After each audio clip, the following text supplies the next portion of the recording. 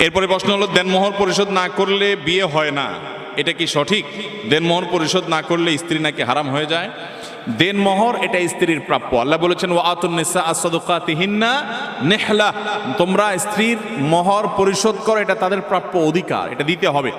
যদি কেউ স্ত্রীর মোহর নগদ না দেয়, বাকিতে রাখে যে পরে দেব, বিয়ে হয়ে যাবে কিন্তু দিতে হবে, এটা সঠিক না। যে মোহর যদি না দেয় তাহলে জেনা হবে, মোহর না দিলে বিয়ে হবে না, এটা সঠিক না। তবে হ্যাঁ, এটা ঠিক যে মোহর যদি না দেয়, অনেক মানুষ আছে বিয়ে হয়ে গেছে 20, 30, 40 বছর বয়স হয়ে গেছে, এখনো বইয়ের মোহর দেয় নাই, আছে না নাই? খুব লজ্জার কথা, খুব লজ্জার কথা। আমাদের মহিলারা তাদের অধিকার সম্পর্কে, শরীয়ত ইসলাম তাদেরকে কত অধিকার দিয়েছে তারা জানে না। তারা যদি জানতো, আমাদের নাকে বড়শি লাগায় ঝুলাইতো। স্ত্রীর মোহর আপনি পরিশোধ করেন নাই, এটা তার পাওনা কি পাওনা না? আপনি